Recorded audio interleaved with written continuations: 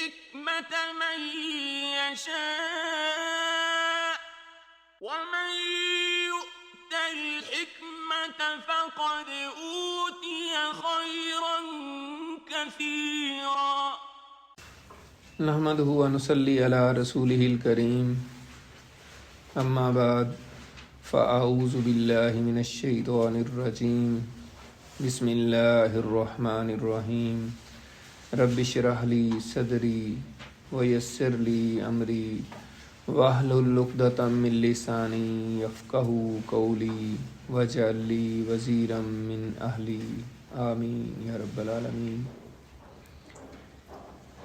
سورۃ البقرہ آج ہم 4 آیات کا مطالعہ کریں گے، آیت نمبر 159 سے 162 تک۔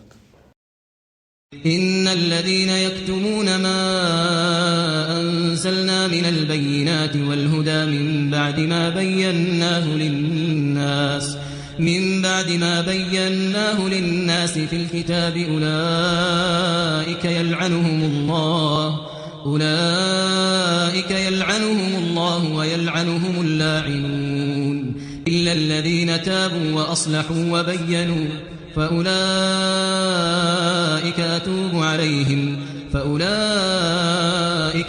عليهم وأنا التواب الرحيم إن الذين كفروا وماتوا وهم كفار أولئك عليهم لعنة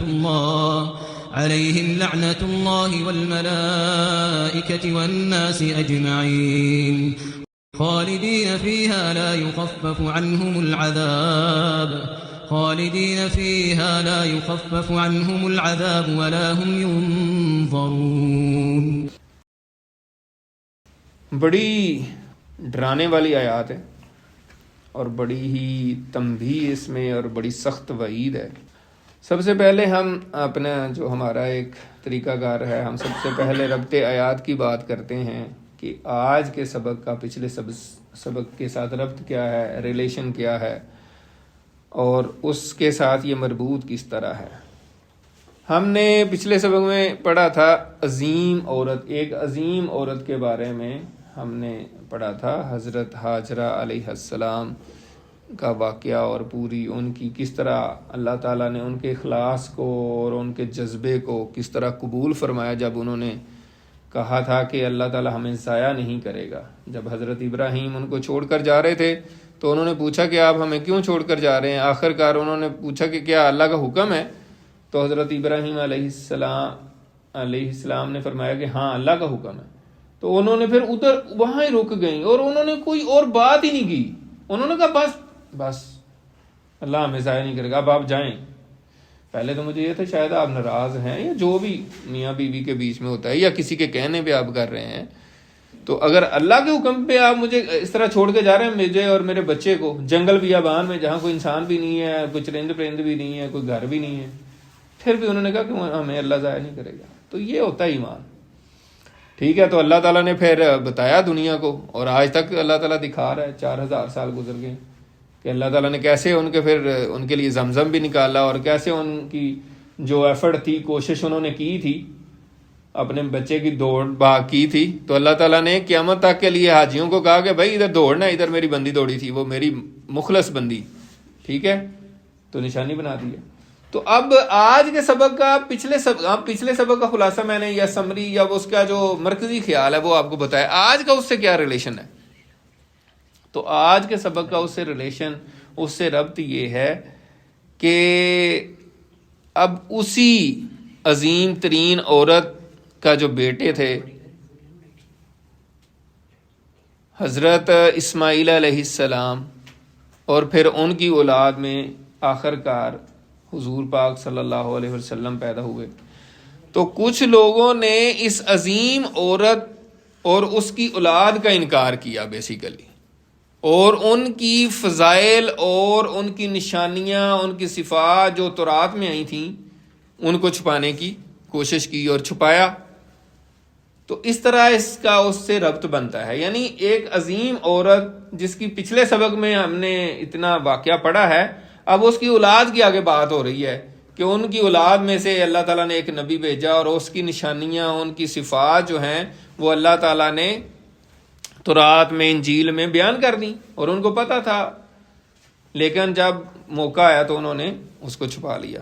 تو رب تو اس کا اس طریقے سے بنتا ہے. اچھا، اب اس کی شان نزول کیا ہے اس آیت کا؟ تو اس حوالے سے جو انوار البیان تفسیر ہے مولانا عاشق الہی مہاجر مدنی صاحب کی، انہوں نے اسباب النزول، علامہ واحدی ایک بہت بڑے عالم دین ہیں، انہوں نے مختلف آیات اور جو صورتیں ہیں ان کے نزول کے اوپر کتاب لکھی ہوئی ہے، اسباب النزول کتاب کا نام ہے. ٹھیک ہے، تو اس میں انہوں نے بتایا ہے اس کے حوالے سے کہ یہ آیت جو ہے وہ علماء یہود کے بارے میں نازل ہوئی ہے، جو حضور پاک صلی اللہ علیہ وسلم کی نعت کو، نعت کا مطلب ہوتا ہے تعریف، تو حضور پاک صلی اللہ علیہ وسلم کی جو نعت تورات میں، انجیل میں آئی تھی، اس کو چھپاتے تھے. اسی طرح جو رجم کی آیت تھی وہ بھی انہوں نے چھپا لی. اسی طرح ایک اور روایت ہے حضرت معاذ بن جبل رضی اللہ تعالیٰ عنہ، جو حضور پاک کے بڑے لاڈلے صحابی تھے. حضور پاک نے ان کو کئی دفعہ کہا کہ اے معاذ، میرے ماں باپ تجھ پر قربان. ایسے کوئی بہت کم صحابی ہیں جن کو حضور پاک نے یہ کہا ہو، ورنہ زیادہ تر تو صحابہ ہی کہتے تھے حضور پاک کو.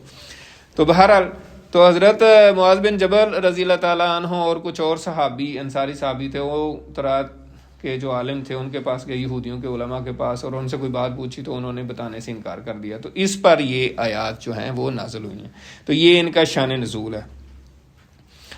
اب اہم ترین جو آج کا موضوع ہے وہ ہے کہ حق کو چھپانا. اس کو کہتے ہیں، جیسے عربی کا ورڈ ابھی ہم نے پڑھا یکتمون، تو یہ کتمان لفظ بنتا ہے، مصدر جو ہے نا، کاتما یکتمون کا مطلب چھپانا، اور کتمان چھپانا. اور کتمان حق عام تفسیروں میں، اردو کی تفسیروں میں بھی استعمال ہوتا ہے، کتمان حق، یا علم کو چھپانا یا حق کو چھپانا. تو کتمان حق کے بارے میں جو شدید وعید ہے ہم ابھی پڑھ رہے ہیں. ابھی اللہ تعالیٰ نے فرما دیا کہ ان پر لعنت ہے، اللہ تعالیٰ کی بھی اور لعنت کرنے والوں کی بھی لعنت ہے. تو اس کے بارے میں احادیث بھی ہمیں جو ہے نا وہ وضاحت کرتی ہیں.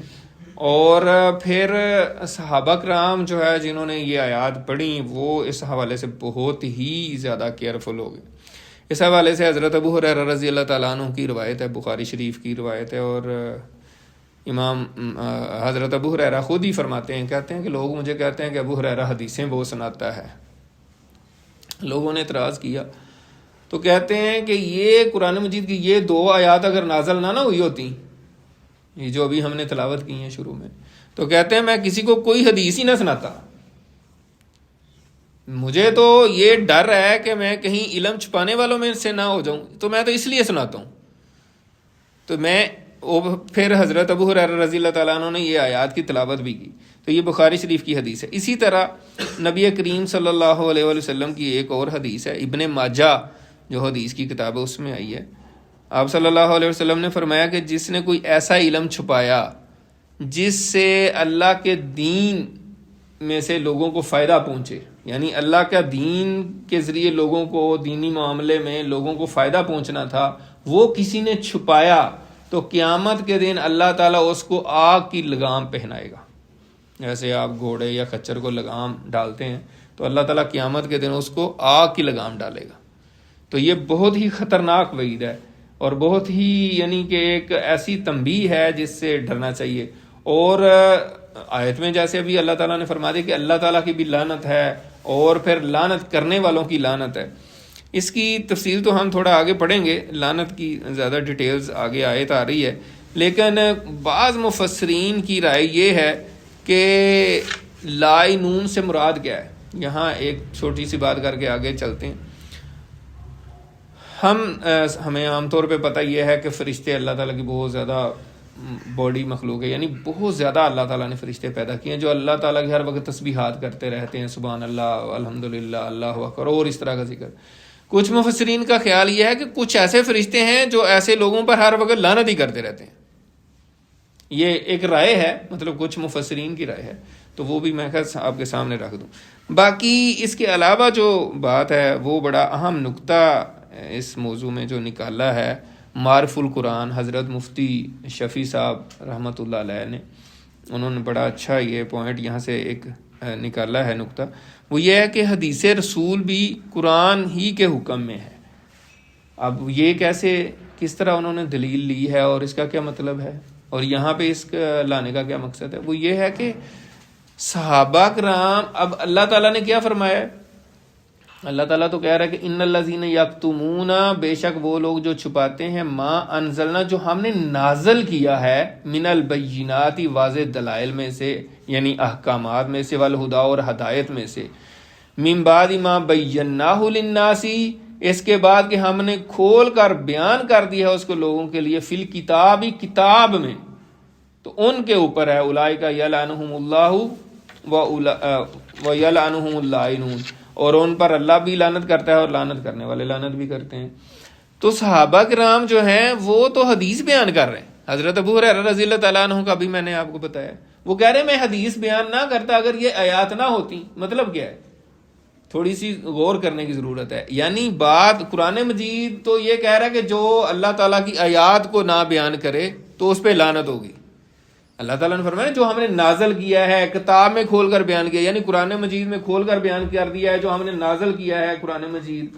تو حدیث جو ہے وہ تو اس طرح نازل نہیں، وہ کتاب میں نہیں ہے، لیکن صحابہ کرام اتنے ڈرتے تھے اور وہ جو احادیث ہیں ان کو بھی قرآن مجید کی طرح ہی سمجھتے تھے۔ قرآن مجید کی طرح وہ لیول تو نہیں ہے، لیکن وہ اس کو بھی اسی طرح اہم سمجھتے تھے کہ اگر ہم نے حدیث کے علم کو بھی چھپایا تو اسی کیٹیگری میں نہ ہم آ جائیں جو علم چھپانے والے میں ہیں۔ سمجھ رہے ہیں نا؟ تو اس لیے حضرت ابو ہریرہ نے کہا کہ میں اس وجہ سے حدیث بیان کرتا ہوں کہ کہیں میں ان لوگوں میں شامل نہ ہو جاؤں جو علم چھپانے والوں میں۔ تو یہاں سے یہ ثابت ہوا کہ صحابہ کرام کے نزدیک حدیث کو چھپانا بھی جیسے قرآن مجید کی آیت کو چھپانا ہے یا اللہ تعالیٰ کے احکامات کو چھپانا ہے اسی طرح ہی ہے۔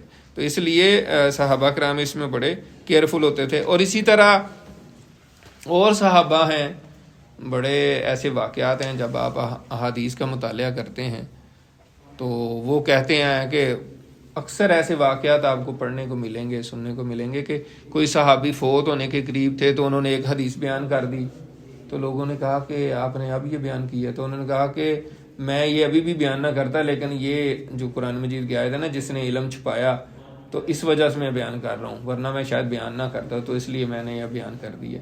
تو اسی طرح کا واقعہ آگے وہ آ رہا ہے حضرت معاذ بن جبل کا، جو ایک اور کانٹیکسٹ میں بھی ہے، لیکن آخر میں انہوں نے بھی پہلے ان کو منع کیا گیا تھا لیکن آخر فوت ہونے کے وقت انہوں نے وہ حدیث بیان کر دی تھی۔ اچھا، اب یہ ہے کہ ایک عام بات پائی جاتی ہے اور سمجھنے کے لیے وہ یہ ہے، کہا جاتا ہے کہ چیزیں اپنے ازداد سے پہچانی جاتی ہیں، یعنی آپ کو دن کی اہمیت تب ہوتی ہے جب رات ہو۔ اب دیکھیں ہم سردیوں میں بیٹھے ہیں تو اب جو ہے نا ہم سردیوں میں ہیں تو ہمیں گرمیاں یاد آ رہی ہوتی ہیں کہ یار گرمیوں میں بندہ بڑا کمفرٹیبل ہوتا ہے، تو کنٹراسٹ جو اپوزٹ چیز ہوتی ہے اس سے ایک چیز پہچانی جاتی۔ اب ہم نے پڑھا ہے جو علم کو چھپانے والے ہیں ان کے اوپر کیا وعیدیں ہیں اور ان کے کتنی لعنت اللہ تعالیٰ نے فرمائی ہے، تو جو علم پھیلانے والے ہیں ان کی کیا فضیلت ہے، یہاں وہ علماء کرام نے بیان کیا، مفسرین نے اس کی بھی اس حوالے سے بیان کیا ہے تاکہ اس کی بھی اہمیت کا پھر پتہ چلے کہ ایک چھپانے والا ہے تو جو پھر ظاہر کرے گا، بتائے گا، تو اس کی بھی کوئی احادیث میں یا قرآن مجید میں اس کی کوئی فضیلت آئی ہے۔ تو اس حوالے سے احادیث ہیں، نبی کریم صلی اللہ علیہ وسلم کی حدیث ہے، ابو داؤد شریف میں ہے، ترمذی میں بھی ہے، ابن ماجہ میں بھی ہے۔ ابو داؤد میں وہ 3641 نمبر 3641 نمبر ہے، عالم کی فضیلت کے حوالے سے ہے۔ اس کا مفہوم یہ ہے کہ اس عالم کے لیے، یعنی ایسا صاحب علم جو شخص ہے، یعنی جو قرآن و حدیث میں عالم کا لفظ آتا ہے نا، اس کا مطلب یہ درس نظامی والا عالم دین نہیں ہوتا جو عام ہم سمجھتے ہیں۔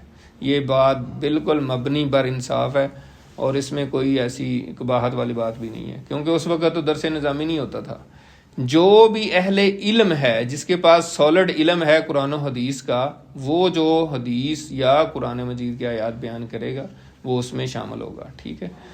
تو حدیث کا مفہوم یہ ہے کہ اس عالم کے لیے جو لوگوں میں رب کی باتیں پھیلائے، ہر چیز استغفار کرتی ہے ایسے عالم کے لیے، ایسے اہل علم کے لیے جو رب کی باتیں پھیلائے، اس کے لیے ہر چیز استغفار کرتی ہے، یہاں تک کہ پانی کی مچھلیاں اور ہوا کے پرند بھی، سبحان اللہ۔ اور ایک اور روایت ہے جس میں یہ بھی آتا ہے کہ یہاں تک کہ چیونٹیاں اپنے بلوں میں اس کے لیے استغفار کرتی ہیں، ہر چیز کرتی ہے، اور خاص طور پہ یہ ساتھ بتایا کہ مچھلیاں اور چیونٹیاں بھی استغفار کرتی ہیں۔ اسی طرح ایک اور حدیث ہے ترمذی شریف کی ہے، وہ یہ ہے کہ ایک عالم کی فضیلت عام لوگوں پر ایسے ہی ہے جیسے چاند کی فضیلت جو ہے عام ستاروں پر ہوتی ہے۔ تو عالم دین کی یا علماء کی یا اہل علم کی جو فضیلت ہے وہ بہت زیادہ ہے۔ اسی طرح ایک اور حدیث ہے، وہ آپ نے سن رکھی ہوگی، کہ ایک عالم جو ہے اس کے 2 نفل جو ہیں وہ عابد کے 1000 نفل سے بہتر ہیں، کیونکہ اس کو وہ ساری چیزوں کو سمجھتا ہے۔ اسی طرح ایک اور حدیث ہے اسی طرح کی ہے، وہ آپ صلی اللہ علیہ وسلم نے فرمایا، اس کا مفہوم یہ ہے کہ عالم کی فضیلت جو ہے عام لوگوں پر ایسے ہے جیسے میری فضیلت تم میں سے ادنا صحابی پر، یعنی اپنے صحابہ کو آپ نے فرمایا کہ جو ادنا عام کوئی صحابی ہے اس پر جو میری فضیلت ہے وہ عالم دین جو ہے، جو عالم ہے، جو اہل علم ہے، اس کی فضیلت عام لوگوں پر ہے۔ اسی طرح ایک اور حدیث ہے ابو داؤد شریف کی ہے، وہ اس میں آتا ہے کہ علماء جو ہیں وہ نبیوں کے وارث ہیں، العلماء ورثۃ الانبیاء۔ کیونکہ نبی جو ہیں وہ درہم اور دینار چھوڑ کے نہیں جاتے، وہ علم چھوڑ کے جاتے ہیں، تو جو اہل علم ہے وہ ان کے وارث ہیں، سیدھی سی بات ہے، ٹھیک ہے۔ اسی طرح ابو داؤد شریف کی ایک اور حدیث ہے جو بڑی جو ہے نا ہمارے لیے باعث تسکین ہے کہ ہم علم کی تگ و دو کریں، کہ آپ نے فرمایا، اس کا مفہوم ہے کہ جو کوئی علم کے راستے پر چلے اللہ تعالیٰ اس کو جنت کے راستے پر چلا دیتا ہے، اور فرشتے اس کے راستے میں پر بچھاتے ہیں، یہ آپ لوگوں نے سن رکھی ہوگی۔ اور اسی طرح ایک اور حدیث ہے کہ آپ نے فرمایا تھا کہ میری امت کے جو علماء ہیں وہ بنی اسرائیل کے انبیاء کی طرح ہوں گے، مطلب وہ ظاہر نبی تو نہیں ہوں گے لیکن ان کا ایک طرح سے درجہ یا اس کی فضیلت جو ہے نا اللہ تعالیٰ، حضور پاک صلی اللہ علیہ وسلم نے فرمائی کہ وہ اس لیول کے ہوں گے۔ اچھا، یہ علم کی فضیلت کے حوالے سے بات ہوئی، اب تھوڑا سا ہمیں غور کرنے کی ضرورت ہے۔ علماء نے لکھا ہے اور مفسرین نے لکھا ہے کہ علم کی کچھ حدود و قیود بھی ہوں گی، مطلب کیا ہر علم ہر جگہ پہ بیان کیا جا سکتا ہے یا اس کی کوئی لیمیٹیشنز ہیں، کوئی باؤنڈریز ہیں، کوئی حدود و قیود ہیں، تو اس حوالے سے بھی ہمیں پتہ ہونا چاہیے۔ حضرت علی رضی اللہ تعالیٰ عنہ فرماتے ہیں، جو صحیح بخاری میں ہے، حضرت علی رضی اللہ تعالیٰ عنہ نے ارشاد فرمایا کہ لوگوں کو وہ باتیں نہ بتاؤ، ایسی باتیں نہ بتاؤ کہ جو جانتے پہچانتے نہ ہوں یا ان کے عقل سے ہی اوپر کی ہوں۔ یہ نہ ہو کہ وہ کیا آپ یہ چاہیں گے کہ وہ اللہ اور اللہ کے رسول کی تکذیب کر دیں۔ مفہوم اس کا سادہ الفاظ میں یہ ہے کہ عام لوگوں میں جن کا انٹلیکچوئل لیول اتنا نہیں ہوتا، ان کے سامنے ایسی احادیث یا ایسی بات نہ بیان کرو کہ لوگ انکار ہی کر دیں کہ نہیں جی یہ کہاں ہو سکتا ہے، ایسے نہیں ہو سکتا، تو وہ ظاہر ہے اللہ اور اللہ کے رسول کا انکار کر دیں گے۔ تو دیکھنا چاہیے کہ لوگ سامنے کون سے بیٹھے ہیں اور ان کا علمی لیول کیا ہے، تو اس حساب سے بیان کرنا چاہیے۔ اسی طرح جو ابھی میں آپ کو بتا رہا تھا، حضرت معاذ بن جبل رضی اللہ تعالیٰ عنہ جو ہیں، ان کو حضور پاک صلی اللہ علیہ وسلم نے فرمایا کہ جو شخص اللہ اور اللہ کے رسول پر ایمان رکھتا ہے اور شرک نہیں کرتا تو وہ جنت میں جائے گا، حدیث کا مفہوم ہے۔ تو حضرت معاذ بن جبل رضی اللہ تعالیٰ عنہ نے کہا کہ حضور اگر آپ اجازت دیں تو میں لوگوں کو بتا دوں؟ تو آپ نے فرمایا نہیں، آپ نے فرمایا لوگ تو پھر اسی پہ بھروسہ کر لیں گے، عمل چھوڑ دیں گے، ٹھیک ہے۔ تو پھر انہوں نے نہیں بتایا، لیکن جب وہ پھر ان کی وفات کا وقت آیا تھا تو انہوں نے پھر یہ حدیث بیان کر دی تھی۔ انہوں نے کہا کہ اب مجھے ڈر ہے کہ میں فوت ہو گیا تو یہ کہیں میرے ساتھ ہی نہ چلا جائے علم، تو میں اس میں نہ شامل ہو جاؤں چھپانے والوں میں، تو یہ اس کی میں بتا رہا تھا۔ اسی طرح ایک اور بات ہے، حضرت ابو ہریرہ رضی اللہ تعالیٰ عنہ فرماتے ہیں کہ میرے پاس علم کے 2 برتن ہیں، یا میرے پاس علم کے 2 کیٹیگریز ہیں۔ ایک تو میں نے لوگوں کو بیان کر دیا، لیکن ایک میرے پاس ایسا ہے کہ اگر میں بیان کروں تو لوگ میری گردن کاٹ دیں۔ تو یہ بھی یعنی اس میں ایسی کوئی علوم ہوں گے، ایسی باتیں ہوں گی جو اس وقت کے لوگوں میں بیان کرتے تو شاید ان کو برا لگتا یا ان کے خلاف کوئی باتیں تھیں. تو اس طرح کی ایک روایت جو ہے نا حضرت ابو ہریرہ رضی اللہ تعالیٰ عنہ کے حوالے سے بھی ہے. تو یعنی کہنے کا مقصد یہ ہے کہ حکمت کے ساتھ جو ہے نا علم بیان کرنا ہے. اسی طرح حکمت کے حوالے سے نبی پاک صلی اللہ علیہ وسلم کی ایک اور حدیث ہے جو معارف القرآن میں جو ہے نا بیان ہوئی ہے. تفسیر معارف القرآن حضرت مفتی شفیع صاحب نے حدیث بیان کی ہے, ان کی تفسیر کے حوالے سے ہے. باقی انہوں نے ریفرنس کوئی نہیں لکھا ہوا تھا, لیکن ظاہر ہے اتنے بڑے عالم دین ہیں. تو وہ حکمت کے حوالے سے یہ ہے کہ نبی پاک صلی اللہ علیہ وسلم کی حدیث ہے, اس کا مفہوم یہ ہے کہ حکمت کو اہل علم سے یا اہل لوگوں سے نہ روکو. یعنی اگر آپ کے پاس وزڈم کی کوئی حکمت کی کوئی دانش کی بات ہے تو پھر ایسے لوگ جو اس کے اہل ہیں, جو اس کو ایکسیپٹ کر سکتے ہیں, سمجھ سکتے ہیں, تو ان سے نہ روکو ورنہ ان لوگوں پر ظلم ہوگا. اور اسی حدیث کا دوسرا پارٹ جو وہ اس سے بھی مزیدار ہے, وہ یہ ہے کہ حکمت کو ان لوگوں پر بیان نہ کرو جو اس کو سمجھ ہی نہیں سکتے, جو اس کے اہل ہی نہیں ہیں, ورنہ پھر کیا ہوگا, حکمت پر ظلم ہوگا. آپ اتنی قیمتی چیز کو ایسے لوگوں کے سامنے بیان کر رہے ہیں جو ان کے اوپر سے گزر رہی ہے, ان کو پتہ ہی نہیں چل رہا, تو آپ اس کو ضائع نہ کریں. تو یہ بھی یعنی علم کی حدود سمجھ لیں یا لیمیٹیشنز سمجھ لیں کہ کہاں پہ بیان کرنی ہے اور کہاں پہ کون سی بات نہیں بیان کرنی. اسی طرح دارمی شریف کی حدیث ہے, امام دارمی نے بیان کی ہے. دارمی جو ہے نا یہ بھی حدیث کی کتاب ہے. تو اس میں حضرت عبداللہ بن مسعود رضی اللہ تعالیٰ عنہ بیان فرماتے ہیں کہ جو بندہ یا جو عالم دین یا مفتی جو ہے وہ ہر کسی جو بھی کوئی بندہ فتویٰ مانگتا ہے اس کے فتوے کا جواب دیتا ہے نا تو وہ دیوانہ ہے. یعنی ہر بندے کے ہر سوال کا جواب دینا ضروری نہیں ہوتا. یہ بھی ایک بڑی پتے کی بات ہے خاص طور پہ اہل علم لوگوں کے لیے. یعنی جو بندہ کوئی بھی کچھ بھی پوچھ رہا ہے, آپ ہر ایک بات کا جواب دینا ضروری نہیں ہے, اور ہر فتویٰ کوئی مانگتا ہے تو اس کے فتوے کا جواب دینا ضروری نہیں. یعنی استفتاء کا مطلب ہوتا ہے فتویٰ مانگنا, کہ جو بھی کوئی فتویٰ مانگے جی اس کا کیا فتویٰ ہے, اس کے بارے میں بتائیں, اس کے بارے میں, تو ہر ایک کا جو ہر ایک ہی کہتا ہے نا جواب دوں گا تو وہ دیوانہ ہے. یہ حضرت عبداللہ بن مسعود رضی اللہ تعالیٰ عنہ کا قول ہے. اسی طریقے سے حکمت کے حوالے سے جو ہے نا ایک اور بات میرے ذہن میں آ رہی تھی, بڑی اہم تھی, چلیں اللہ تعالیٰ یاد کرائے, انا للہ و انا الیہ راجعون. تو یہ دارمی کی جو ہے نا حدیث ہے حضرت عبداللہ بن مسعود رضی اللہ تعالیٰ عنہ کی, جو کہ فتوے کے ہاں اللہ تعالیٰ نے یاد کروا دی ہے. بڑی زبردست بات وہ یہ ہے کہ لا ادری, اصل میں وہ نوٹس میں نے لکھا نہیں تھا تو زبانی میں نے یاد کی ہوئی تھی. لا ادری کہنا یہ نصف علم ہے. لا ادری کا مطلب ہوتا ہے میں نہیں جانتا. اگر کوئی بندہ کوئی بھی آ کے اہل علم سے پوچھتا ہے کہ جی اس سوال کا جواب کیا ہے, تو اس کو نہیں آتا تو بتا دے لا ادری میں نہیں جانتا. یہ بھی نصف علم ہے. اگر بندہ کہ ہر سوال کا جواب مجھے آتا ہی ہے اور کچھ نہ کچھ میں نے بتانا ہی ہے, تو یہ بھی صحیح نہیں ہے. اللہ تعالیٰ مجھ کو بھی عمل کی توفیق دے اور ہم سب کو.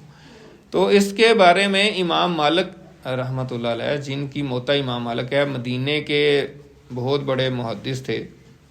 یعنی اتنے بڑے محدث ہیں کہ حدیث کی اصل میں پہلی کتاب موتا امام مالک ہی ہے, جس کو کتاب مانا جاتا ہے, جو آج بھی موجود ہے.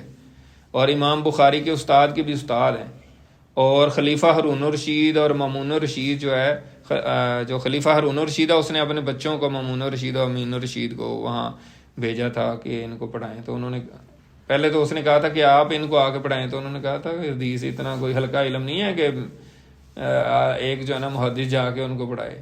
تو پھر اس نے خلیفہ ہارون الرشید نے کہا کہ پھر ایسا کریں, میرے بچے آئیں گے پڑھنے تو آپ ان کو اکیلے میں پڑھا دیں, یہ شہزادے ہیں تو ظاہر ہے پبلک میں بیٹھ کے مشکل ہوگا ان کے لیے. تو انہوں نے کہا کہ ایسا بھی نہیں ہوگا, باقیوں دے نال آ کے پڑھنا ہے تو پڑھو, نہیں تو کوئی نہیں, کھیڈو ملو, مطلب جو عام پنجابی میں ہم کہتے ہیں. انہوں نے کہا نہیں, اگر باقیوں کے ساتھ آگے پڑھنا ہے تو پڑھو, نہیں تو نہیں, تو جاؤ کھیلو, مطلب کوئی نہیں, میں نے اسپیشل کچھ نہیں کرنا. تو اس کو پھر اس طرح ہی کرنا پڑا تھا. لیکن یہ ویسے دیکھ لیں کہ ہارون الرشید بادشاہ تھا اور اتنی بڑی سلطنت کا بادشاہ تھا, وہ خود بھی اس کے بارے میں کہا جاتا ہے محدث تھا. اس کو بہت زیادہ حدیثیں یاد تھیں اور اپنے بچوں کو بھی اس نے حدیث کا علم سکھایا تھا. اس وقت کے بادشاہ بھی اس لیول کے تھے. اور آج کل کے ہم ہیں کہ اپنے آپ کو مسلمان بھی کہتے ہیں اور اپنے آپ کو پتہ نہیں کیا کیا کچھ سمجھتے ہیں, اور ہمیں پتہ ہی نہیں ہے کہ حدیث کیا چیز ہے اور مطلب یہ علم کیا چیز ہے, مطلب ہمارا کنسرن ہی کوئی نہیں ہے. تو یہ فرق پڑ گیا ہے ہمارا.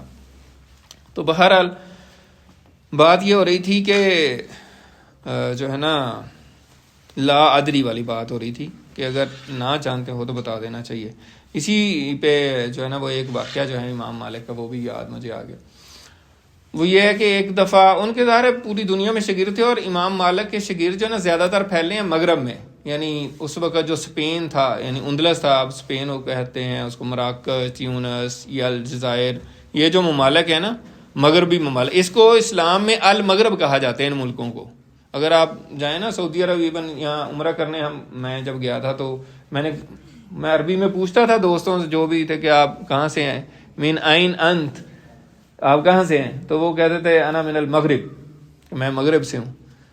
تو آپ کو پتہ ہونا چاہیے کہ مغرب کس کو کہتے ہیں. نہیں یعنی ہمیں عام طور پہ ہم یہ سمجھتے ہیں کہ یورپ ہی مغرب ہے نا، تو نہیں، اسلامک ٹرمینالوجی میں مغرب جو ہے نا وہ اسپین اور مراکش، تیونس، الجزائر، جو یہ سارے ممالک ہیں.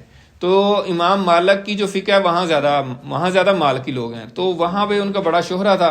وہاں سے ایک بندہ اسپین سے، اس وقت کے اندلس سے سفر کرتا، مہینوں کا سفر کر کے امام مالک کے پاس مدینہ پہنچا. کوئی مسئلہ پوچھا کہ حضور یہ مسئلہ ہے میرا. تو امام مالک نے کہا لا ادری، میں نہیں جانتا. انہوں نے کہا جی میں تو مہینوں کا سفر کر کے آیا. انہوں نے کہا لا ادری، مینوں نہیں پتا تھا، پھر میں کی کرا، یعنی کہ مجھے نہیں پتا تو لا ادری. تو انہوں نے کہا کہ میں نہیں جانتا. بس یہ طریقہ کار ہونا چاہیے. بہرحال اب آگے کتمان حق پر توبہ اور اصلاح کی شرائط، یعنی اگلی آیت میں جو ہم پڑھیں گے نا، الا الذین تابوا، بے شک مطلب سوائے ان لوگوں کے جو توبہ کر لیں. یعنی یہ تو لعنت اللہ تعالیٰ نے فرما دی جو چھپائیں گے علم، لیکن ایسے بھی تو لوگ ہو سکتے ہیں جو پھر توبہ کر لیں. تو الا الذین تابوا، مگر وہ لوگ جو توبہ کر لیں، واصلحوا، اور اپنی اصلاح کر لیں، وبینوا، اور کھول کر بیان کر دیں پھر جو چھپایا ہوا تھا. فاولئک اتوب علیہم، پس ان لوگوں پر میں جو ہے نا رحمت کی نظر کروں گا، یعنی توبہ قبول کروں گا. وانا التواب الرحیم، اور میں توبہ قبول کرنے والا ہوں، رحم کرنے والا ہوں. تواب بہت توبہ قبول کرنے والا، یعنی بندہ ایک قدم اٹھائے اور اللہ تعالیٰ بھاگ کے آئے، اس کا یہ مطلب ہے. تو اس میں جو ہے مفسرین نے جو باتیں بیان کی ہیں وہ یہ ہے کہ اگر کسی نے کتمان حق کیا ہے تو توبہ کا یہ مطلب نہیں ہے کہ وہ گھر میں بیٹھ کے کہ یا اللہ میری توبہ، لہذا بس ٹھیک ہے آئندہ میں نہیں کروں گا. یہ توبہ نہیں ہوگی. جو علم چھپایا تھا اس کا اظہار کرنا، وہ بتانا ضروری ہے، ٹھیک ہے نا. اور اسی طریقے سے اصلاح کا مطلب یہی ہے کہ اپنی اصلاح کر لے، وہ تو چلو ٹھیک ہے کہ آئندہ نہ کرے گا، لیکن بینو، اللہ تعالیٰ کہہ رہے ہیں کہ کھول کر بیان کرے. اب اس کی ہم مثالیں لے سکتے ہیں. مطلب کچھ ٹی وی پہ آپ آج کل کے دور میں کچھ اسکالرز آتے ہیں، اپنے آپ کو اسکالر کہتے ہیں، اور وہ بڑے دھڑلے سے باتیں بتا رہے ہوتے ہیں، اپنی طرف سے دین کی باتیں بتا رہے ہوتے ہیں، اور عوام سن کے کہتی ہے یار وہ بہت زبردست اسکالر ہے، کیا بات ہے، زبردست، ماشاءاللہ بڑی زبردست اس نے باتیں کی ہیں. خاص طور پہ پڑھے لکھے لوگ جو ہوتے ہیں نا، سائنس کے اسٹوڈنٹ یا اس طرح جو انجینئر تو پی ایچ ڈیز، وہ کہتے ہیں جی کیا بات ہے، بہت زبردست لاجیکل بات کی ہے اس نے. کیا بات کی ہے جی؟ اس نے یہ کہا وہ کہا، پڑھا تو اس سے بڑا متاثر ہوں جی وہ تو فلاں ہے. او بھائی پہلے یہ چیک کر لو کہ قرآن و حدیث کے مطابق بات کی ہے کہ نہیں. بے شمار ایسی باتیں ہو سکتی ہیں جو لاجیکل ہوں، آپ کو عقل سے بڑی اپیل کر رہی ہوں، لیکن اسلام کی تعلیمات کے خلاف ہوں. بے شمار ہے. حضرت علی رضی اللہ تعالیٰ عنہ کا مشہور زمانہ قول ہے کہ اگر علم اپنا دین جو ہے وہ اگر عقل کی بنیاد پر ہوتا نا، تو پھر جو پاؤں پہ مسح کرتے ہیں نا، وہ پاؤں کے اوپر کرنا ہوتا، نیچے نہ کرنا ہوتا، اوپر نیچے کرنا ہوتا، اوپر نہ کرنا ہوتا. یعنی مسح کرنا ہے نا، مسح کا مطلب ہوتا ہے صاف کرنا ہے، آپ نے گیلا پاؤں، گیلا ہاتھ پھیرنا ہے جس سے وہ صاف ہو جائے. تو مسح کرنے کا حکم پاؤں کے اوپر ہے، نیچے نہیں ہے. حالانکہ نیچے ہونا چاہیے نا لاجیکلی، تو مطلب اور بے شمار مسالے ہیں. تو علم کی دنیا میں جب قرآن و حدیث کی بات ہوگی، دنیا کا کوئی بندہ، یہ میری بات یاد رکھیے گا، ٹھیک ہے، دنیا کا کوئی بندہ، کوئی اسکالر، کوئی ڈاکٹر، کوئی انجینئر، کوئی پروفیسر، کوئی عالم دین، جو مرضی ہو، وہ آپ کو کہے جی یہ چیز ہے اور میں بڑا مشہور ہوں، ساری دنیا میرے پیچھے ہے اور میرے پیچھے بڑی عوام ہے اور مجھے دنیا بڑی مانتی ہے، تو لہٰذا میں جو کہہ رہا ہوں آپ مانیں، اس کو کہیں بھائی دلیل لے کر آؤ، ورنہ وہ آپ کو کچھ بھی کہہ سکتا ہے اور کچھ بھی بتا کے تو چلا جائے گا اور وہ گمراہ بھی کر سکتا ہے. اور ایسے ہی لوگ جو ہے نا ٹی وی پہ آ کے گمراہیاں پھیلا رہے ہوتے ہیں، الحاد پھیلا رہے ہوتے ہیں، کفر پھیلا رہے ہوتے ہیں اور لوگ واہ واہ کہہ رہے ہوتے ہیں. تو ایسا اگر کوئی بندہ توبہ کرتا ہے تو اس کے لیے ضروری ہے کہ اسی ٹی وی پہ آئے، ٹی وی چینل پہ، اور پھر آ کے بتائے کہ یار یہ چیزیں میں نے جو کہی تھیں، میں نے فلاں فلاں چیزیں چھپائی تھیں، وہ میں نے کتمان کیا تھا اور یہ میں نے غلط بیان کی ہیں، یہ غلط تھیں، ان کی صحیح جو ہے نا یہ ہے ورژن، صحیح ورژن یہ ہے، تو پھر اس کی توبہ قبول ہوگی. یہ نہیں ہے کہ ٹی وی دے آ کے ساری دنیا کو غلط سبق پڑھا دے، بعد گھر جا کے توبہ کر لے، ایسے نہیں چلے گا. ایون کہ امام مسجد جو ہے، امام مسجد ہے آپ کا، امام مسجد تقریر کرتا ہے، درس دیتا ہے اور وہ ایسی بات بتا دیتا ہے جو کہ قرآن و حدیث کے خلاف ہے، اس کو نہیں پتا یا جو بھی ہے، اس کو کوئی بندہ بتا دے اگر کہ یہ بھائی درست یہ بات ہے، تو اس کو اسی طرح اسی نماز میں اسی ٹائم پہ اگلے دن جب وہی پبلک ساری جمع ہو، اس کو وہ بتانا چاہیے کہ یہ مجھ سے غلطی ہوئی تھی، لہٰذا آپ کریکٹ کر لیں. اگر وہ نہیں کرتا تو یہ اس کے اوپر وہی اپلائی ہو جائے گی. ٹھیک ہے نا؟ تو اس میں بہت احتیاط کی ضرورت ہے. اچھا، اسی طرح کوئی مصنف ہے، ٹھیک ہے نا، وہ اس نے کوئی کتاب لکھی ہے، اس نے اپنا ایک نریٹو، ایک بیانیہ بنا لیا ہے اور ایک فلسفہ، پھر ایک نظریہ، اور وہ پبلش کر رہا ہے، چھاپ رہا ہے، ٹھیک ہے، جو کہ قرآن و حدیث کے خلاف ہے. ٹھیک ہے، تو اب اس کو کوئی بندہ بتاتا ہے، سمجھاتا ہے، چلو اس کو سمجھ آ گئی. اصل میں ہم تو بات کر رہے ہیں توبہ کی، اصلاح کی. تو اگر وہ توبہ اور اصلاح کی طرف آنا چاہے گا تو اس کے اوپر بھی لازم ہے کہ پھر دوبارہ ایک کتاب لکھے اور اس کا رد لکھے، یہ مجھ سے غلطی ہوئی ہے اور میں اس کا رد لکھ رہا ہوں اور یہ میرے دلائل ہے، تو پھر اس کی توبہ قبول ہوگی. اسی طرح ہم مطلب علماء ہیں، پیر ہیں، مشائخ ہیں، جن کے بڑے بڑی فالوئنگ ہے، بڑے بڑے ان کے مریدین ہیں، مطلب لاکھوں میں، کسی کے پتہ نہیں ہزاروں میں ہیں، کسی کے لاکھوں میں ہیں، وہ کوئی مجمع میں بات کرتا ہے، ٹھیک ہے، اور ایسی بات کرتا ہے جو اللہ اور اللہ کے رسول کی تعلیمات کے الٹ ہے، ٹھیک ہے، تو اب وہ بات پھیلتی جائے گی. اور اگر اس نے توبہ کرنی ہے، اس کو کوئی صحیح اہل علم جا کے بتاتا ہے کہ بھائی یہ کیا تم بتا رہے لوگوں کو، اللہ کے بندے قرآن پڑھو، کوئی حدیث پڑھو، تمہیں پتہ چلے. تم اپنی طرف سے بس تم جو ہے نا صوفی بنے ہوئے اور تو تم جو ہے نا جو مرضی بیان کرتے جا رہے ہو اور وہ پھیلتا جا رہا ہے اور لوگوں میں لوگ آ رہے ہیں، ہمارے پیر صاحب نے کہا، اب تو کوئی بات ہی نہیں ہے. تو اس نے اگر توبہ کرنی تو وہ سارے مجمع کو بلائے گا، اپنے سارے مریدوں کو، اور ان کو بتائے گا کہ یار مجھ سے غلطی ہوئی ہے، ایسا نہیں ہے. تو صحیح بات یہ ہے، تو پھر اس کی توبہ قبول ہوگی. تو یہ بیسک لیول کی چیزیں ہیں، مطلب توبہ اگر کرنی ہے تو یہ طریقہ کار اختیار کرنا پڑے گا. اب اگلی آیت میں اللہ تعالیٰ نے مزید وضاحت کر دی ہے لعنتی لوگوں کی. ان الذین کفروا، بے شک وہ لوگ جنہوں نے کفر کیا. کفر کا میں نے بتایا کہ کفر کا مطلب چھپانا بھی ہوتا ہے، ٹھیک ہے نا، کافر کسان کو بھی کہتے ہیں جو بیج کو چھپا دیتا ہے، ٹھیک ہے. تو وہ لوگ جنہوں نے کفر کیا، کفر کا مطلب عام جو مفہوم ہم لیتے ہیں کہ حق کو انکار کر دیا، یعنی اللہ اور اللہ کے رسول کو نہیں مانا. لیکن دوسرا اس کا مطلب یہی ہے جو ہم پڑھ رہے ہیں کہ چھپا لیا، یعنی حق کو چھپا لیا. بات وہی ہے، مفہوم دونوں کا ایک ہی بن جائے گا. وَمَاتُوا، اور وہ مر گئے، وَهُمْ کُفَّارٌ، اس حال میں کہ وہ کافر ہی تھے. یعنی ایسے لوگ جنہوں نے کفر کیا، اسلام قبول نہیں کیا اور مر گئے، کافر ہی مر گئے. اولئک علیہم لعنۃ اللہ، ان پر اللہ کی لعنت ہے، والملائکۃ، اور فرشتوں کی لعنت ہے، والناس اجمعین، اور تمام لوگوں کی لعنت ہے.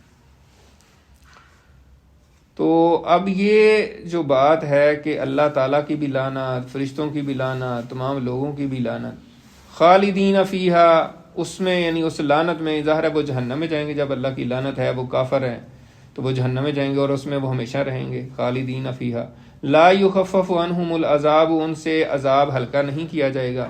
ولا ہم ینظرون، اور نہ ان کو کوئی مہلت دی جائے گی، یعنی کسی قسم کی ڈھیل، کوئی مہلت ان کو کوئی نہیں ملنی. اب لعنت کیا ہے، اس کا تھوڑا سا مفہوم ہمیں سمجھنے کی ضرورت ہے. لعنت تو بڑا ہم نے سنا ہوا ہے. لعنت کا مطلب ہوتا ہے اللہ کی رحمت سے دوری، یعنی جس کو ہم عام زبان میں کہتے ہیں پھٹکار، دھدکار، اللہ کی دھدکار اور اللہ کی پھٹکار ہو اس پر، اللہ کا غضب ہو، ٹھیک ہے، اللہ کا غصہ ہو. تو ایک تو لعنت کا ڈائریکٹ لفظ ہے. اسی طرح معرف القرآن میں مفتی صاحب نے فرمایا ہے کہ اس کے جو ہم معنی الفاظ ہیں وہ بھی استعمال نہیں کرنے چاہیے. مردود، ٹھیک ہے، راندہ درگاہ، یہ بھی لعنت کے ہم معنی الفاظ ہیں. اور ہمارے ہاں لعنت کے لفظ کو تو سمجھا جاتا ہے، لیکن مردود تو ہیں شوق میں کہہ دیتے ہیں او جا مردودہ. میں نے سنا ہوا ایسے ہی عام لوگ کہہ دیتے ہیں، تو یہ بڑی خطرناک بات ہے. اور اس وجہ سے لعنت کے حوالے سے جو آیا ہے حدیث وغیرہ میں، پہلی بات تو یہ ہے کہ جو یہ لعنت کی بات ہوئی، یہودیوں کی اہل کتاب نے جو علم چھپایا تھا، ایک تو اس حوالے سے ان کی بات ہو رہی تھی، لیکن یہ حکم عام ہے، جیسے میں نے مثالوں سے بھی وضاحت کیا کہ کوئی بھی اب مسلمانوں میں بھی اگر کوئی علم چھپائے گا تو اس پہ بھی یہ اپلائی ہوگا، اس کے لیے بھی یہ آیت اسی طرح ہی اپلیکیبل ہے. اب یہ ہے کہ لعنت جو ہے اس کے بارے میں جو روایت ہے وہ بھی بڑی اہم ہے، اس لیے لعنت سے پرہیز کرنی چاہیے، ہمیں لعنت نہیں کرنی چاہیے. آپ صلی اللہ علیہ وسلم کی حدیث ہے کہ مومن جو ہے وہ لعنتی نہیں ہوتا، مطلب لعنت کرنے والا نہیں ہوتا، عام طور پہ لعنت ملامت کرنے والا نہیں ہوتا. تو حدیث ہے اس کا مفہوم یہ ہے کہ جب کوئی لعنت کرتا ہے نا تو لعنت آسمانوں پہ جاتی ہے پہلے، اور جب وہاں پہ وہ کہیں کسی چیز پہ نہیں پڑتی پھر زمین پہ آتی ہے، پھر زمین پہ پتہ نہیں مختلف چیزوں کو دیکھتی ہے، اس کا مفہوم ہے. پھر جس پر لعنت اس بندے نے ڈالی ہوتی ہے نا پھر اس پہ جاتی ہے. اگر وہ اس کا اہل ہو کہ باقی اس پر لعنت پڑنی چاہیے تو اس پر پڑ جاتی ہے، ورنہ پھر لعنت کرنے والے شخص کے اوپر آگ پڑتی ہے. تو اس لیے اس میں بہت ہی زیادہ احتیاط کرنے کی ضرورت ہے کہ ہمیں بلا وجہ ہی لعنت ملامت نہ بندہ کرتا رہے.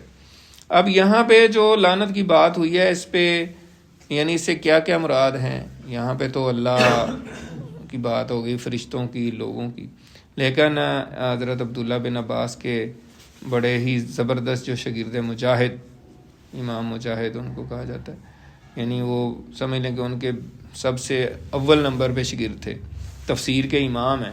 مطلب حضرت عبداللہ بن عباس تو ہیں ہی ہیں نا، تو ان کے جو شاگرد ہیں امام مجاہد، تو ان کو بھی تفسیر کا امام کہا جاتا ہے. اسی طرح اکرمہ ہے، تو وہ فرماتے ہیں کہ دنیا کی ہر چیز لعنت فرماتی ہے، جو بھی کتمان حق کرتا ہے، حق کو چھپاتا ہے، یہاں تک کہ تمام جانور اور حشرات الارض بھی ان پر لعنت کرتے ہیں.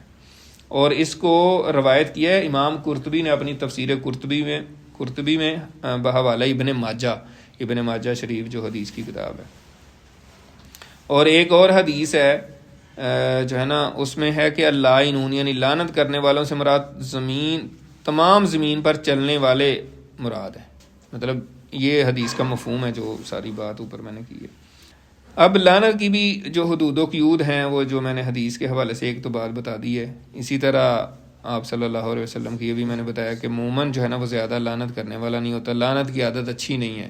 مطلب بعض یزید کے اوپر لعنت بھیجتے ہیں، تو اس پہ بھی علماء نے کہا ہے کہ جو ہے نا اس میں بھی احتیاط کرنے کی ضرورت ہے. ٹھیک ہے. اور کسی کافر کو، جیسے اب ہم نے آیت پڑھی ہے تو اللہ تعالیٰ نے کہا کہ وہ کافر ہی مرے، تو جب کسی کے کافر ہی مرنے کا یقین ہو اس پہ تو لعنت کی جا سکتی ہے، اس پہ تو علماء کا ہے اتفاق. لیکن ایک بندہ کافر ہے ابھی مرا نہیں ہے تو اس پہ لعنت کرنے سے علماء کہتے ہیں کہ لعنت نہ کریں، ہو سکتا ہے وہ ایمان لے آئے، تو اس پہ بھی لعنت نہیں کرنی چاہیے. ہاں مجموعی طور پر کافروں کے بارے میں لعنت کرنا کہ جو کفار ہیں ان پہ لعنت کرنا وہ جائز ہے. اور اسی طرح حضرت عمر رضی اللہ تعالیٰ عنہ، ایون کہ حضور پاک صلی اللہ علیہ وسلم نے جو قنوت نازلہ جس کو کہتے ہیں، جو نماز میں پڑھتے ہیں فجر کی نماز میں دوسری رکعت میں، یہ جو کون سا واقعہ ہوا تھا اس پہ قاری غلام اللہ صاحب نے تو 1 مہینہ قنوت نازلہ پڑھی تھی فجر کی دوسری رکعت میں نا، وہ اس میں یعنی کہ کافروں پہ لعنت ہی ہوتی ہے بیسیکلی، اور بھی دعائیں ہوتی ہیں تو دشمنوں کے لیے. اسی طرح حضور پاک کے دور میں ایک قبیلہ تھا، وہ صحابہ کرام کو لے گیا تھا بلا کے کہ ہمیں نا وہاں تبلیغ کے لیے بندے چاہیے، 70 صحابہ، 70 کے قریب. تو انہوں نے اس صحابہ کو شہید کر دیا تھا. تو ان کے خلاف پھر حضور پاک نے 1 مہینہ جو ہے نا وہ قنوت نازلہ پڑھی تھی. قنوت کا مطلب یہی ہوتا ہے. تو اسی طرح ایک اور واقعہ ہے لعنت کے حوالے سے، پھر ہمارا سبق مکمل ہو جائے گا، کہ مومنین کو کہا گیا کہ لعنت سے پرہیز کریں، لعنت ملامت کرنے سے. تو ایک صحابی تھے, وہ اپنی اونٹنی پہ سوار ہو رہے تھے, اس اونٹنی نے ان کو گرا دیا, پتہ نہیں ایک دفعہ بیٹھے 2 دفعہ بیٹھے, تو انہوں نے اس پر لعنت کی کہ لعنت ہو تم پر. تو جب انہوں نے یہ کام کر لیا تو تھوڑی دیر بعد حضور پاک صلی اللہ علیہ وسلم نے کہا کہ بھائی میں تو اس قافلے میں نہیں اب جا سکتا. صحابہ نے پوچھا کہ کیا ہوا ہے؟ آپ نے فرمایا کہ جس قافلے میں کوئی ایسی چیز ہو جس پر اللہ کی لعنت کی گئی ہے, میں اس قافلے کا حصہ نہیں بن سکتا. تو صحابہ نے پوچھا پھر کیا کریں؟ تو پھر وہ صحابی نے وہ اونٹنی کو چھوڑ دیا جنگل میں, اس کو نکال دیا نا قافلے سے.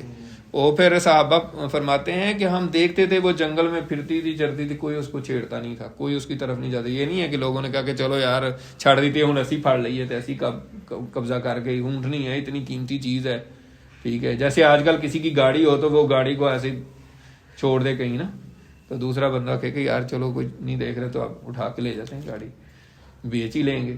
تو ایسا کسی نے نہیں کیا. صحابہ کرام دیکھتے تھے وہ جنگل میں چر پھر رہی ہوتی. تو آج کے سبق میں جو ہمارا خلاصہ ہے اور سبق کا جو نچوڑ ہے یا ہمارے لیے جو سبق ہے وہ یہی ہے کہ ہم لعنت کرنے والے نہ بنیں, ٹھیک ہے, اور علم کو چھپانے والے نہ بنیں جو بھی. اور صرف یہ دین کے علم کی بھی بات نہیں ہے, یعنی کوئی بھی ایسا علم جس سے لوگوں کو فائدہ پہنچ سکتا ہے وہ چھپانا نہیں چاہیے, ٹھیک ہے نا, ورنہ یہ بھی اس میں آ سکتا ہے. تو احتیاط کرنے کی ضرورت ہے. تو اللہ تعالیٰ سے دعا ہے کہ ہم نے جو کچھ پڑھا ہے سنا ہے, اللہ تعالیٰ ہم سب کو اس پر عمل کرنے کی توفیق عطا فرمائے. وآخر دعوانا ان الحمد للہ رب العالمین. سبحانک اللہم و بحمدک نشہد ان لا الہ الا انت نستغفرک و نتوب الیک.